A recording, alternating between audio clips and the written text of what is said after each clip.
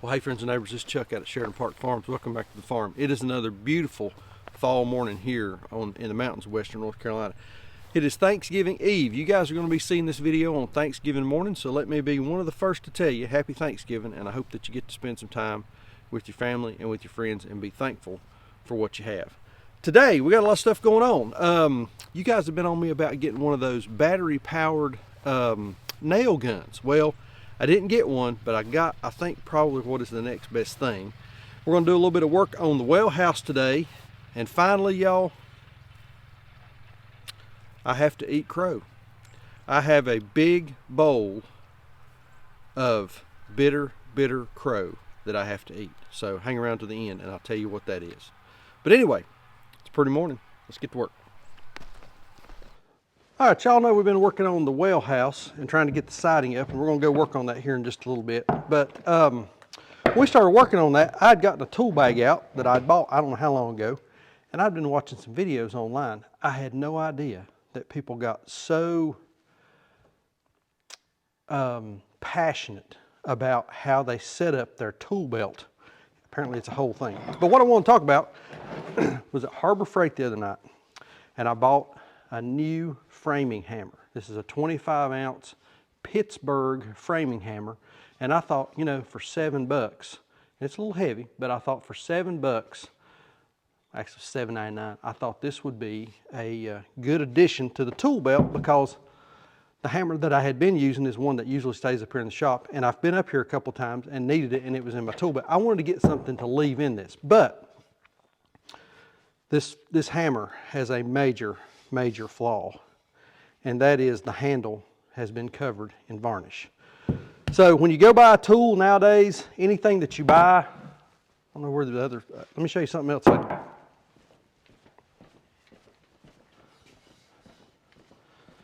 Got this the other day, Picaroon from Council Tools, exactly the same thing. The handles are covered in varnish, and they are slick, you can't hold on to them, and they're just very uncomfortable. So we're going to strip the varnish off of this, and we're going to coat this with some boiled linseed oil, and that should help preserve the handle on this hammer for a good long while. Now the rule of thumb is, when you're using boiled linseed oil on raw wood, which is essentially what this is going to be, every day for a week, every week for a month, every month for a year, and then once a year.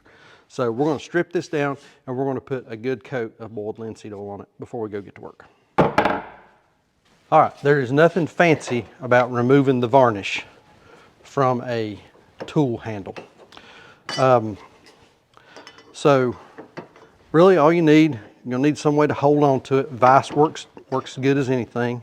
And I've got the soft jaws in this so we don't mar the head of this thing. And then you can use one of two things. You can either use a scraper card.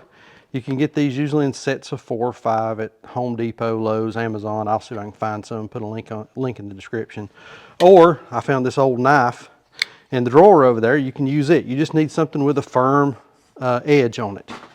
And all you're going to do is just scrape, and you'll see that stuff peeling up. You're just going to scrape your handle until you get all of that varnish off of it. You don't need sandpaper. I mean, you can sand it if you want to, but you don't need sandpaper. You don't need a grinding wheel. You don't need anything like that. Just a good firm edge on something that you can scrape with. I don't know how well it's going to show up on camera, but I mean, you can really tell the difference. And you can see where the varnish has come off and where you've missed it. So the knife works, or flip it over here.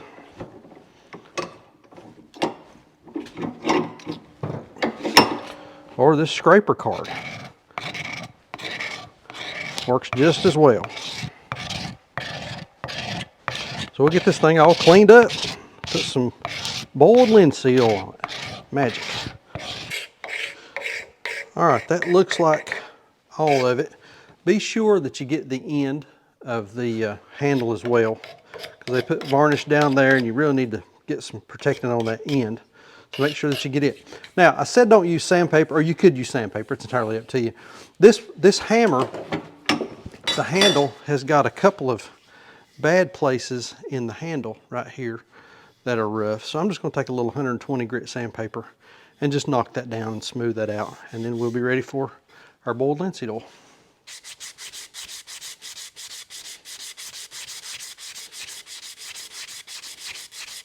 Okay, so got all the varnish stripped down, got it smoothed out. Those bad places in the handle right there, they just knocked them down with a little bit of sandpaper, worked out nice. It feels so much better already. I mean, it really does.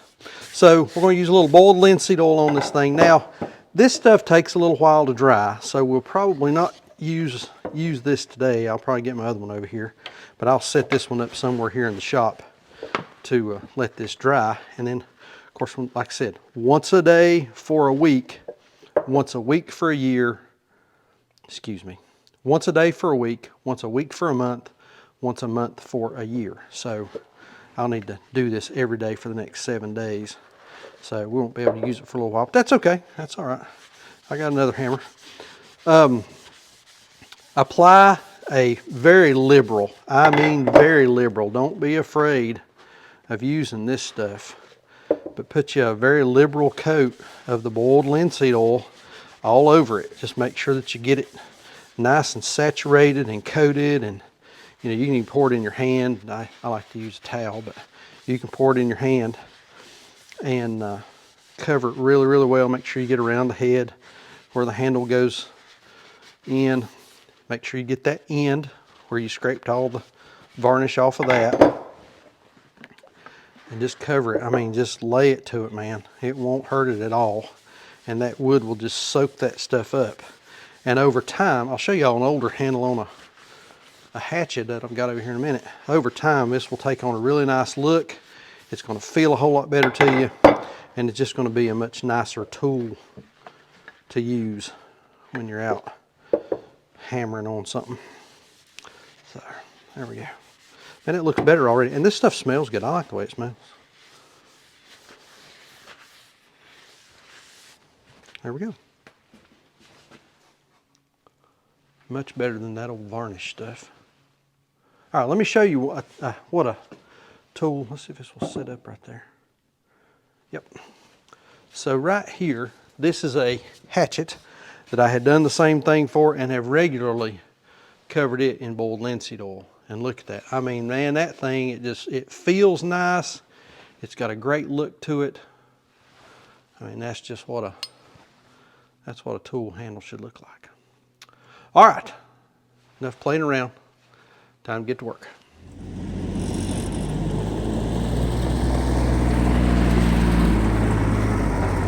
So I am out of the, well, take that back. I'm not out, oh man, I'm not out of poplar.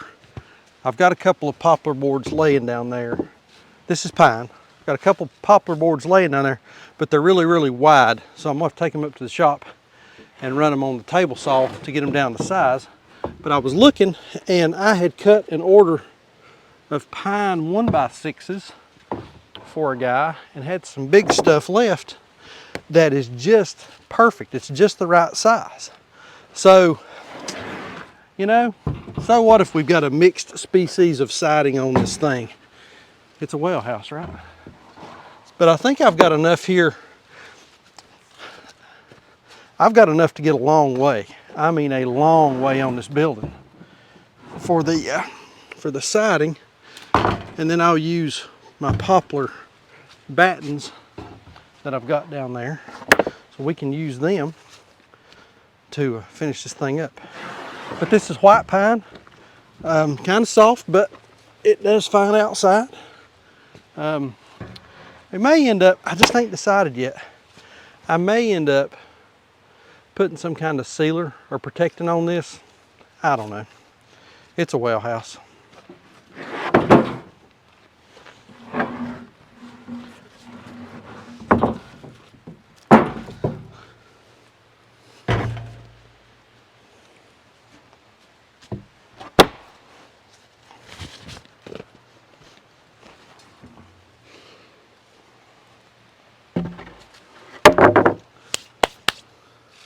Okay, since when we were here last, we got this side done. Not bad for an amateur. And then a couple of days ago, actually on Sunday, we had a market. So Sonner was getting the market ready, stuff ready for the market, and I came down here and worked. And I ended up putting a couple of poplar boards up on this side, and that's when I ran out of the right size.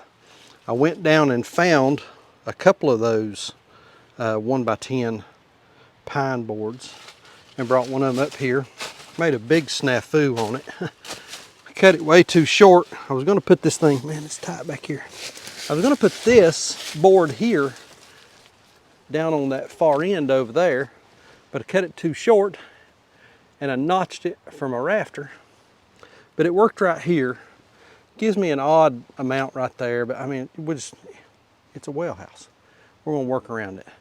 So I think what I'm going to do is, I had to cut that thing off right there. Boys left that on there. I had to cut that off. I think what I'm going to do is I think I'm going to come in with that pine and work on this side over here and see if I can't get this side done, get the battens, get the boards and the battens up on that, and get this side finished. Yeah. And then, if we've got time and got material left, we'll work on this.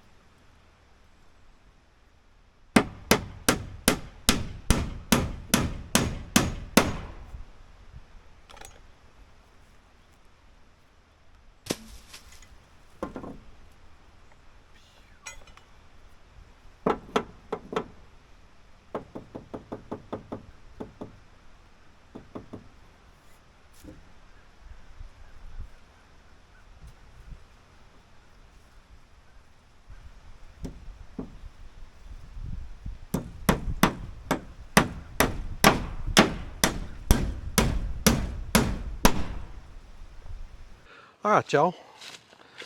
I've got the board and batten up on the other side over here. Let's look at it from a distance. It looks better from a distance, don't it there, Whistle Britches? Huh? You can't see the mistakes. You ain't got your microphone on. Here, say it into my chest. I say, yeah, you can't see the mistakes as easily. That's why we're going. I'm going to go up here on top of the hill at the end of the drive so that they can see the side. What do you think? That be okay? No, we won't do that. All right, so here it is. There's, man, I know the sun, I'm sorry. The sun is what the sun is. So there it is. Not too bad out here. But, I gotta walk around my junk. I got ladders, just crap everywhere. If you go over here and we look up under the eave, I did not butt it up against the tin, which is what I had done on the other side. I don't know why. I just didn't.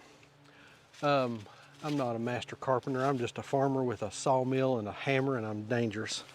And then on the inside, we can see some daylight here, you know. This side over here is better. You know, you don't see daylight over there. We got it pretty close to the top up there.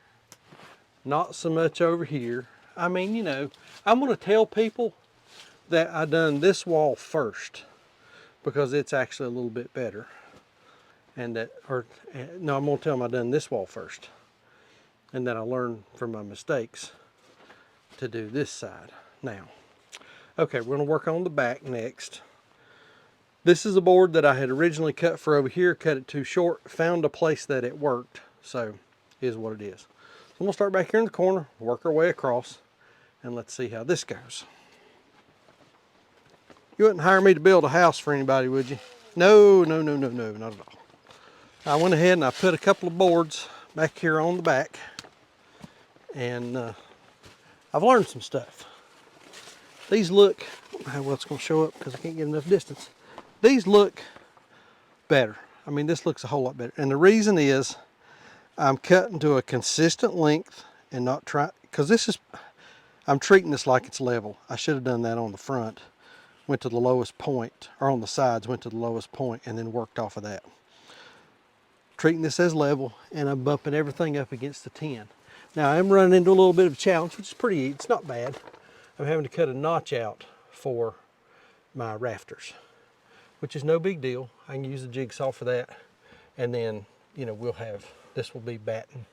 We'll cover that. So that it looks a whole lot better. And I think this back, I think this back is going to turn out to be probably one of the best sides, but I got to make the front the best side. I got to make the front the best side because that's the piece that everybody's going to see. That sucker right there is short. I'm going to take it off. We'll fix it. And then along the bottom, what we'll do along the bottom, I'll put some plastic down, wrap it under to keep it dry, and then I'm going to backfill all this with some dirt, and probably will eventually come along and put like a 18 or 24 inch kind of gravel apron around it so that it stays dry and it can drain. But there we go. So I've got two, and we'll call it a third. Got this side done, got the other side done, and then a third of the back. And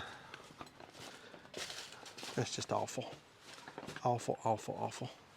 But first time out, first time try. I've never built anything really besides a chicken coop. So this is definitely a big learning experience for me. But from a distance, looks pretty good. All right, there it is.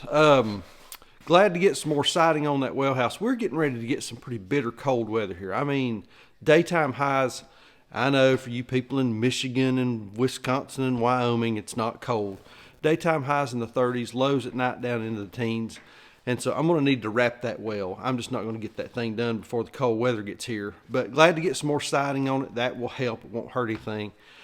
And then we still got to do the door. And then I'm going to put some of that foam board insulation on the inside. And I was thinking I may drag a power cord out there, an extension cord, until I can get me an outlet kind of wired in and hang one of those nice brooder lamps that we've got in there that will add a little bit of heat and will add a little bit of warmth, and hopefully will keep that thing from freezing. Crow, y'all. Video before last, I done a skinny jean comment of the day, and a fellow by the name of, I think your name escapes me, and I don't have the post in front of me. A fellow by the name of John left a comment about the dogs barking, and I fussed about John fussing about my dogs because I'm very protective of the animals and I love them, and they're a big part of our family. But I'm gonna tell y'all, John sent me a message. He left another comment on the video, and he left a very heartfelt apology for saying something disparaging about the dogs. And I want to say publicly right now that, John, I do appreciate and I accept your apology. And I apologize to you for calling you out. In retrospect, I probably should not have done that. Was not the professional or the kind thing to do, particularly to name you by name. So I apologize to you. And John, if you will, and I'm gonna post John's comment where he apologized. I'm gonna post it here for y'all to see. Really appreciate him doing that. John, if you will send me a message, send me an email, and I'll post it right here, chuck@sheratonparkfarms.com. If you will send me an email with your address, I will send you something as a token of my appreciation for your apology and for you as a viewer. But I have a big bowl of crow to eat this morning, and I would also like to apologize to John for calling him out in such a public way. So, I think that's going to do it. Like we always say, please keep us in your prayers. May God bless you and your families, and we'll see you on the next video. Thanks.